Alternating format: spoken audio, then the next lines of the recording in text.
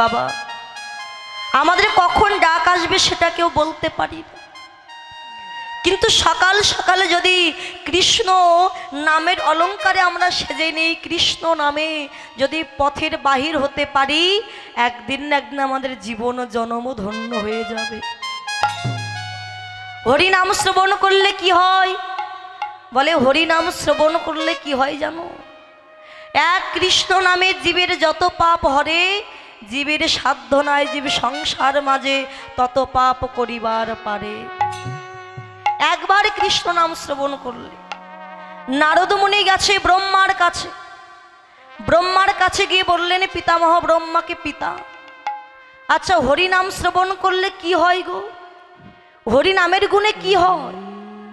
ব্রহ্মা বললেন নারদ এ কথার উত্তর আমি তোমায় দিতে পারবো না। কেন না? বললে কম হয়ে যাবে।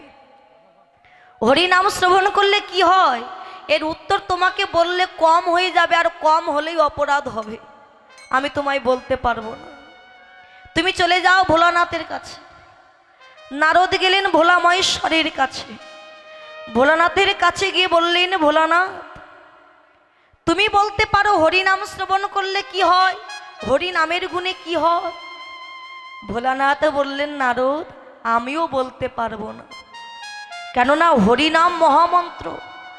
এই হরিনাম শ্রবণ করলে কি হয়, নামের গুণে কি হয় বললে কম হয়ে যাবে, আর আমি তো বলতে পারবো না।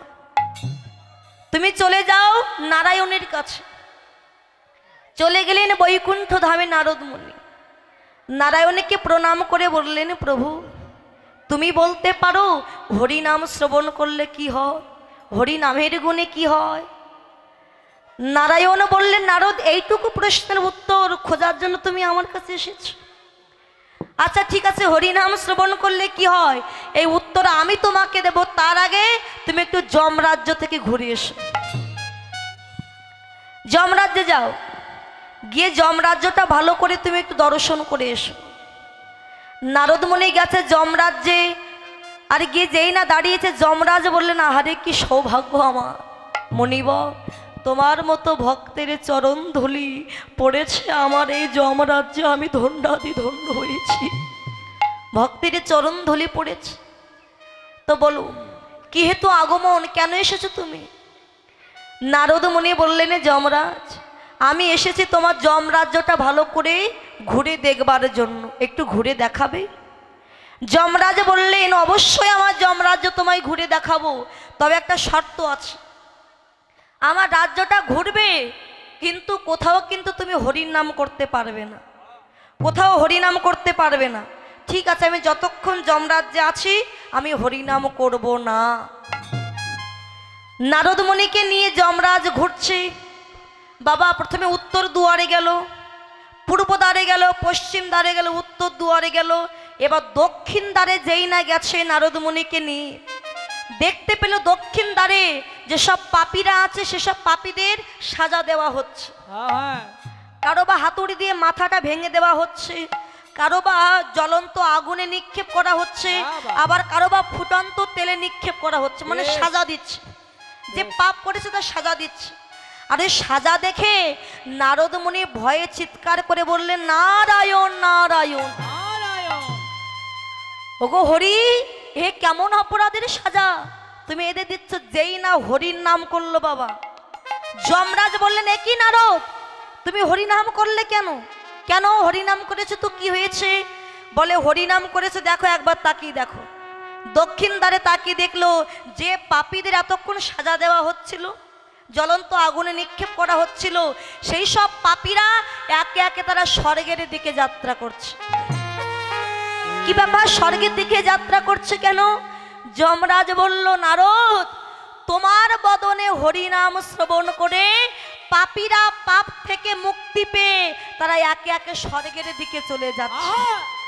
আর যেই নাই কথা বলল নারদ মুনি বুঝতে পেরেছে, পাগলের মতো ছুটতে ছুটতে নারায়ণের কাছে গিয়ে বললেন ঠাকুর আমার প্রশ্নের উত্তর আমি পেয়ে গেছি। কি পেয়েছো না হরিনাম শ্রবণ করলে পাপীরা সমস্ত পাপ থেকে মুক্তি পেয়ে স্বর্গধামে যাত্রা করে, স্বর্গে যাত্রা করে। তাই সমস্ত পাপ করে যদি সে হরি বলে কাঁদিতে পারে, একবার সাধু গুরু বৈষ্ণবের বাজারে গিয়ে ভক্তের চরণ দুখানা হৃদয়ে জড়ায়ে ধরে যদি নয়ন জলে ভক্তের চরণ ধোয়াতে পারে,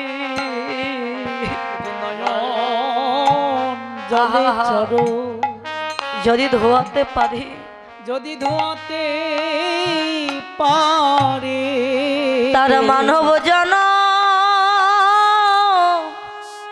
জন্ম ধন্য হবে।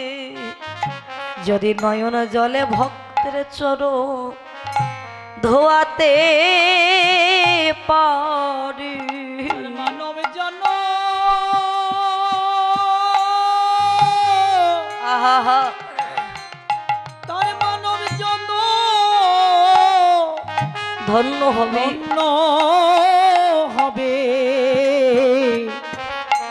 দুটি নয়নে জলে চরো ধোয়াতে পারে, ধোয়াতে পারে।